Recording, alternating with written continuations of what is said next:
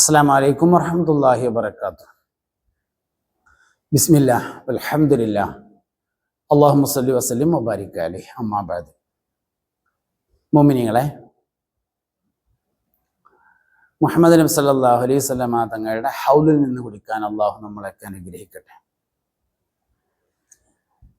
ഏതൊരു മനുഷ്യനും തൻ്റേതിന് വലിയ പ്രാധാന്യം കൊടുക്കും. ഒരു ഉദാഹരണത്തിലൂടെ നമ്മൾ വിഷയത്തിലേക്ക് വരാം. നമ്മളിങ്ങനെ ഒരു ചെരുപ്പ് ധരിച്ചു, ഒരു സാധാരണ നമ്മൾ മുമ്പൊക്കെ ഉപയോഗിച്ചിരുന്ന പോലെ വീട്ടിൽ നിന്നൊക്കെ ധരിക്കുന്നത് പോലെയുള്ള ഒരു വള്ളിയുള്ള രണ്ട് വാറുള്ള ഒരു ചെരുപ്പ്. ആ ചെരുപ്പ് ഉപയോഗിച്ചുകൊണ്ട് ഇങ്ങനെ എങ്ങോട്ടോ യാത്ര പോകുമ്പോൾ പെട്ടെന്ന് ആ ചെരുപ്പിൻ്റെ വള്ളി പൊട്ടി. എന്നാൽ നമ്മൾ അടുത്തുള്ള കടയിൽ കയറിയിട്ട് ഒരു ഉറുപ്പിക കൊടുത്തിട്ട് ഒരു കീസ് വാങ്ങിയിട്ട് ഈ ചെരുപ്പ് ആ കീസിലിട്ടിട്ട് നമ്മൾ പോരും. അപ്പൊ കണ്ട ആള് ചോദിക്കും, എന്തിനാ ഈ വള്ളി പൊട്ടിയ ചെരുപ്പ് എന്ന് ചോദിക്കുമ്പോൾ നമ്മൾ പറയും, അതിപ്പോൾ പെരേക്കെത്തിയാൽ വള്ളി ഒന്ന് തുന്നിയിട്ട് ബാത്റൂമിൽ പോകുമ്പോഴെങ്കിലും ഇടാമല്ലോ എന്ന് പറയും. ഇതേ നമ്മൾ വെള്ളിയാഴ്ച ജുമയൊക്കെ എന്നാൽ ജുമയറിഞ്ഞ് പോകുമ്പോൾ കുറേ നല്ല നല്ല ചെരുപ്പുകൾ ആൾക്കാർ മറന്നിട്ട് പോയതുണ്ടാവും. അതൊന്നും കീസിലിട്ട് കൊണ്ടുവരില്ല. ഇവിടെ വള്ളി പൊട്ടിയ ചെരുപ്പ് നമ്മൾ കീസയിലിട്ട് കൊണ്ടുവരുന്നു. വെള്ളിയാഴ്ച പള്ളിക്ക് കുറേ ആൾക്കാർ ഉപേക്ഷിച്ച് പോയ ചെരുപ്പുകളുണ്ട്, അത് നമ്മൾ എടുത്തു കൊണ്ടുവരില്ല. രണ്ടും തമ്മിലുള്ള വ്യത്യാസം, ഒന്ന് വള്ളി പൊട്ടിയിട്ടുണ്ടെങ്കിലും നമ്മളതാണ് എന്നുള്ളതാണ്.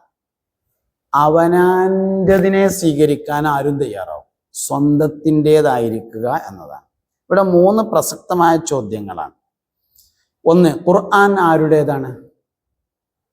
2, മുഹമ്മദ് നബി സല്ലല്ലാഹു അലൈഹി വസല്ലം ആരുടേതാണ്?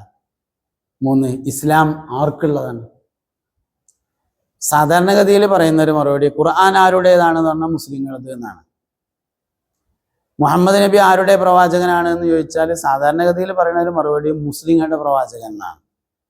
ഇസ്ലാം ആർക്കുള്ളതാണെന്ന് ചോദിച്ചാൽ മുസ്ലിങ്ങൾക്കുള്ളതാണെന്നാണ്. സത്യത്തിൽ ഖുർആൻ മുസ്ലിങ്ങൾക്കുള്ളതാണെന്നല്ല ഖുർആൻ പറഞ്ഞത്.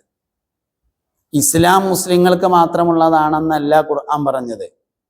മുഹമ്മദ് നബി സല്ലല്ലാഹു അലൈഹി വസല്ലം മുസ്ലിങ്ങളുടെ മാത്രം പ്രവാചകനാണ് എന്നല്ല ഖുർആൻ പറഞ്ഞിട്ടുള്ളത്. ഇത് നമ്മളെല്ലാവർക്കും പറഞ്ഞു കൊടുക്കാൻ തയ്യാറാവണം. ഖുർആൻ നമുക്ക് മാത്രമുള്ളതല്ല. ശഹ്റു റമദാൻ അല്ലദീ ഉൻസില ഫീഹിൽ ഖുർആൻ ഹുദൽ ലിന്നാസി, എല്ലാവർക്കും ഹുദയ. നാസ് എന്ന് പറഞ്ഞാൽ എല്ലാ മനുഷ്യരും എന്നാണ്. എല്ലാ മനുഷ്യരിലേക്കുമാണ് പരിശുദ്ധമായ ഖുർആൻ ഇറക്കപ്പെട്ടിട്ടുള്ളത്. വബയ്യിനാത്തിൻ മിനൽ ഹുദാ വൽ ഫുർഖാൻ. അതുകൊണ്ട് ശഹ്റു റമദാൻ അല്ലദീ ഉൻസില ഫീഹിൽ ഖുർആനു ഹുദൽ ലിന്നാസ്, ഖുർആൻ എല്ലാവർക്കും ഉള്ളതാണ് എന്ന സന്ദേശം നമ്മൾ എല്ലാവർക്കും പറഞ്ഞു കൊടുക്കണം. എനിക്ക് വന്ന കത്ത് ആവുമ്പോൾ അനുകൂലമാവട്ടെ പ്രതികൂലമാവട്ടെ തുറന്നു വായിക്കുക എന്നുള്ളത് എന്തായാലും ഉണ്ടാവുമല്ലോ. ആർക്കെങ്കിലുള്ള കത്ത് എത്ര ഗംഭീരമായ കല്യാണ കത്തിൻ്റെ മാതിരി 4 ചട്ടൊക്കെ വെച്ചിട്ട് അതിൻ്റെ പുറമെ തങ്കലവിയിൽ പേരൊക്കെ എഴുതിയിട്ടുള്ള കവറിലൊക്കെ ഇട്ടിട്ടുള്ളതാണെങ്കിലും ആരാൻ്റെ കല്യാണ കത്ത് നമ്മൾ നോക്കൂല. അവനാൻ്റത് എന്നത് വലിയൊരു ബോധമാണ്. അതുകൊണ്ട് ഖുർആൻ പറഞ്ഞതനുസരിച്ച് ഖുർആൻ ഹുദൽ ലിന്നാസാണ്, എല്ലാ മനുഷ്യരിലേക്കും വേണ്ടി ഇറക്കപ്പെട്ടിട്ടുള്ളതാണ് എന്നതാണ് ഒന്നാമത്തെ ആശയം. രണ്ടാമത്തേത്, മുഹമ്മദ് നബി സല്ലല്ലാഹു അലൈഹി വസല്ലം തങ്ങൾ ആരുടെ പ്രവാചകനാണെന്ന് ചോദിച്ചാൽ പറയാം മുസ്ലിങ്ങളുടെ പ്രവാചകൻ എന്നാണ്. യഥാർത്ഥത്തിൽ ഖുർആൻ പറഞ്ഞിട്ടുള്ള 7-ാം അധ്യായം സൂറത്തുൽ ആറാഫ് 158-ാമത്തെ വചനം, ഖുൽ യാ അയ്യുഹന്നാസ് ഇന്നി റസൂലുള്ളാഹി ഇലൈക്കും ജമീഅ. ഖുൽ നബിയെ താങ്കൾ പറയുക, യാ അയ്യുഹന്നാസ്, ഏ ജനങ്ങളെ, ഇന്നി റസൂലുള്ളാഹി ഇലൈക്കും ജമീഅ, ഞാൻ നിങ്ങളെല്ലാവരിലേക്കും വന്നിട്ടുള്ള പ്രവാചകനാണ്. ഇന്നി, തീർച്ചയായിട്ടും ഞാൻ, റസൂലുള്ളാഹ്, അള്ളാഹുവിന്റെ പ്രവാചകനാണ്, ഇലൈക്കും, നിങ്ങളിലേക്ക്, ജമീഅൻ, എല്ലാവരിലേക്കും എന്ന് പറഞ്ഞത് യാ അയ്യുഹന്നാസ്, ഏ ജനങ്ങളെ എന്ന് വിളിച്ചുകൊണ്ടാണ്. മുഅ്മിനീങ്ങളെ മാത്രം വിളിക്കുമ്പോൾ യാ അയ്യുൽ മുഅ്മിനൂൻ എന്നാണ് വിളിക്കേണ്ടത്. ഖുർആനിൽ അങ്ങനെ വിളിച്ചിട്ടുണ്ട്. യാ അയ്യുഹൽ മുഅ്മിനൂൻ എന്ന് വിളിച്ചിട്ട് പറയുന്നുണ്ട്. അപ്പൊ ഇത് യാ അയ്യുഹന്നാസ്, എല്ലാവരിലേക്കാണ് മുഹമ്മദ് നബി സല്ലല്ലാഹു അലൈഹി വസല്ലം തങ്ങൾ ഇൻ്റെ അടുത്തേക്ക് വന്ന ഒരാളാണെങ്കിൽ ഏറ്റവും ചുരുങ്ങിയത് ഞാൻ അദ്ദേഹത്തിന് ഒരു പരിഗണനയെങ്കിലും കൊടുക്കുമല്ലോ എന്നുള്ളതാണ്. അപ്പൊ നമ്മള് മുഹമ്മദ് നബി സല്ലല്ലാഹു അലൈഹി വസല്ലം എല്ലാവരിലേക്കും ഉള്ളതാണ് എന്ന് മനസ്സിലാക്കി കൊടുക്കുന്നതിൽ ഉണ്ടായ പരാജയമാണ് ദഅവത്തിന്റെ പരാജയം. മൂന്നാമത്തതാണ് ഇസ്ലാം എല്ലാവർക്കും ഉള്ളതാണ് എന്ന ആശയം. അതാണ് 2-ാം അധ്യായം അൽ-ബഖറ 21. യാ അയ്യുഹന്നാസു ഉബ്ദു റബ്ബക്കുമുല്ലദീ ഖലഖക്കും വല്ലദീന മിൻ ഖബ്ലിക്കും ലഅല്ലക്കും തത്തഖൂൻ. ഇബാദത്ത്, തഖ്വ, അതൊക്കെയാണ് ഇസ്ലാം ദീൻ എന്ന് പറയുന്നത്. അവിടെയും യാ അയ്യുഹന്നാസ്, ജനങ്ങളെ എന്ന് വിളിച്ചുകൊണ്ട് എല്ലാവരോടുമായിട്ടാണ് പരിശുദ്ധ ഖുർആൻ സംഭാഷണം നടത്തുന്നത്. അപ്പൊ ഇസ്ലാം എല്ലാവർക്കും ഉള്ളതാണ്, ഖുർആൻ എല്ലാവർക്കും ഉള്ളതാണ്, മുഹമ്മദ് നബി എല്ലാവർക്കും ഉള്ളതാണ്. എല്ലാവർക്കുമുള്ളത് എന്ന ബോധം അത് വളരെ പ്രധാനപ്പെട്ടതാണ്. ഇനി ഖുർആന്റെ അധ്യാപനങ്ങൾ നമ്മൾ പരിശോധിച്ചാൽ എല്ലാവർക്കുമുള്ള അധ്യാപനങ്ങൾ അതിലുണ്ട്. ഒരാള്, ഒരു മനുഷ്യൻ എന്ന നിലയിൽ കാണിക്കേണ്ട മറ്റു മനുഷ്യരോടെങ്ങനെ പെരുമാറണം, സഹോദരങ്ങളോടെങ്ങനെ പെരുമാറണം, മുസ്ലിങ്ങളോടെങ്ങനെ പെരുമാറണം, അല്ലാത്തവരോടെങ്ങനെ പെരുമാറണം, അവരുടെ ആരാധനകളെ എങ്ങനെ കാണണം, നമ്മുടെ ആരാധനകളെ എങ്ങനെ കാണണം, എല്ലാം പരിശുദ്ധമായ ഖുർആൻ പറഞ്ഞിട്ടുണ്ട്. എല്ലാവർക്കുമുള്ള മാർഗരേഖയാണ് യഥാർത്ഥത്തിൽ ഖുർആൻ ഷരീഫ് എന്ന് പറയുന്നത്. മുഹമ്മദ് നബി സല്ലല്ലാഹു അലൈഹി വസല്ലമയെ അങ്ങനെ തന്നെയാണ്. മക്കയിൽ നിന്ന് നബി സല്ലല്ലാഹു അലൈഹി വസല്ലമ തങ്ങളെ കൊല്ലാൻ വേണ്ടി ഖുറൈശികൾ പ്ലാൻ ചെയ്തു. അങ്ങനെ ഖുറൈശി പ്രധാനികളുടെ നേതൃത്വത്തിൽ നബി തങ്ങൾ കിടന്നുറങ്ങുന്ന വീടിന്റെ ചുറ്റുഭാഗത്തും രാത്രി സമയത്ത് വന്ന് അവർ നിലയുറപ്പിച്ചു. രാവിലെ എഴുന്നേറ്റ് വരുമ്പോൾ ആദ്യം കാണുന്ന ആൾ വെട്ടണം എന്നതായിരുന്നു തീരുമാനം. ജിബ്രീൽ അലൈഹി ഇസ്ലാം വന്നു.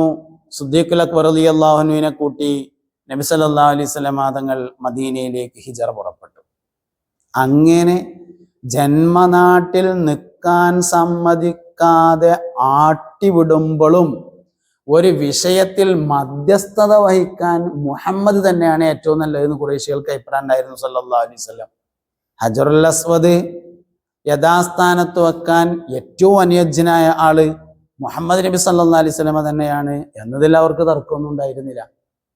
അപ്പൊ നബി സല്ലല്ലാഹു അലൈഹി വസല്ലം തങ്ങൾ എല്ലാവരിലേക്കുമാണ് നിയോഗിതനായത്. എല്ലാവരെയും പരിഗണിച്ചുകൊണ്ടാണ് ജീവിച്ചിട്ടുള്ളത്. എല്ലാവരുടെ കാര്യത്തിലുമാണ് പരിശ്രമിച്ചിട്ടുള്ളത് എന്ന് മനസ്സിലാക്കാൻ വേണ്ടി പറ്റും. ഇസ്ലാമിന്റെ നിയമങ്ങൾ, ഇസ്ലാമിന്റെ വ്യവസ്ഥിതികൾ അത് പരിശോധിച്ചാലും മുസ്ലിങ്ങൾക്കുള്ള നിയമങ്ങൾ അതിലുണ്ട്, മുസ്ലിങ്ങൾക്കുള്ള വ്യവസ്ഥതയുണ്ട്. പക്ഷെ മറ്റുള്ളവരോട് എങ്ങനെയാണ് പെരുമാറേണ്ടത്, എങ്ങനെയാണ് പ്രവർത്തിക്കേണ്ടത്, മുസ്ലിങ്ങൾ ഇങ്ങനെയാവണമെന്ന് മാത്രമല്ല ഖുർആൻ പറഞ്ഞു വെക്കുന്നത്.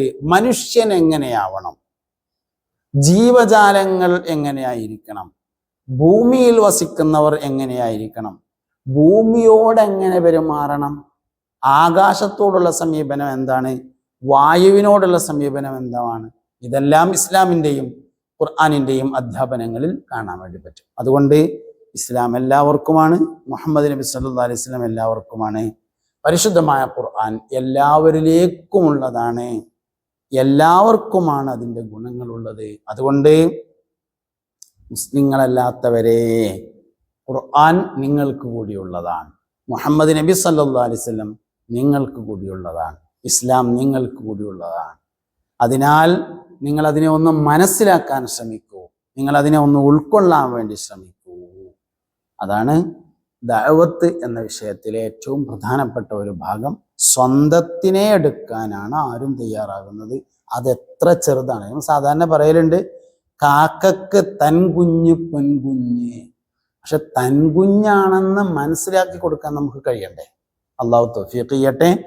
സുബ്ഹാനകല്ലാഹുമ്മ ബിഹംദിക അഷ്ഹദു അല്ലാ ഇലാഹ ഇല്ലാ അൻത അസ്തഗ്ഫിറുക വഅതൂബു ഇലൈക്.